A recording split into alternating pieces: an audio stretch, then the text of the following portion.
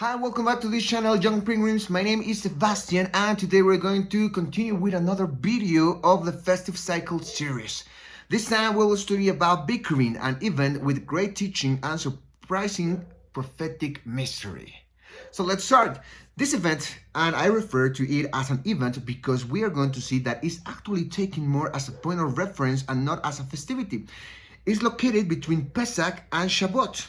According to the book of Exodus, Bikurim will be the day after the first Shabbat after Pesach. Shabbat speaking of the weekly rest and not the holy convocation that we saw on the Feast of Matzot, which is a festive Shabbat. It is important to clarify this since the Jewish tradition takes this wrongly, altering the dates and affecting the festivity that we will see in the next video, that is Shabbat. So, where does it come from? This event is described in Exodus chapter 23 from the verse 16 to the 19, and in Leviticus 23 from the verse 9 to the 15. This part of a commandment of the Creator, so that the moment they entered the promised land, that day of Bikurim, they will bring the first fruit of their crops, which corresponded to the barley crops. This being the case on the day that the first fruit of the first crop will be brought. In relation to destruction that should be taken this day, it was only to bring the first fruits and offering a burnt offering. We can see this in Leviticus 23. As such, there is not dinner, fast, or holy convocation. In addition to that, they will celebrate it until they enter the land promised to their ancestor Abraham. Something very important is that the Eternal commands that this day be taken as a reference to begin the count towards the festivity of Shabbat, 7 weeks later, starting from the day as day one of the 50 towards Shabbat. Even being a point of reference, it has a great teaching, both for the Hebrews and for us today.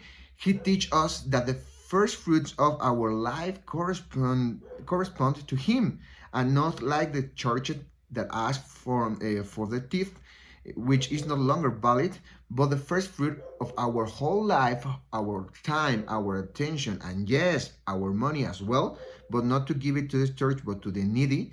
And most important, our obedience, having the Eternal as the priority of our life, priority of our life, following the example of His Son Yeshua.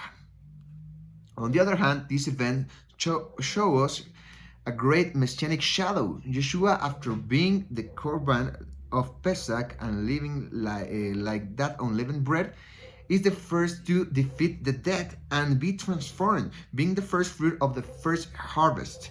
Before Him, all we tied to the power of death, but with His death and resurrection, those who have previously died as the first crop rise from the soil. Those who have previously died as the first crop rise from Sheol.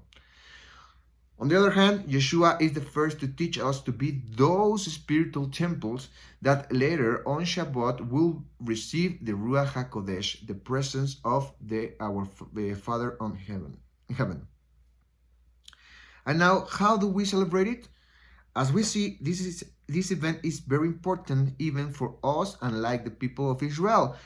We must remember it and live it. But how do we do it? Today there is no tabernacle. Now the temple is spiritual, so we no longer have to take the first fruit of our harvest anywhere. Now is our priority what we give to the Father through obedience to His commandments and helping our neighbor.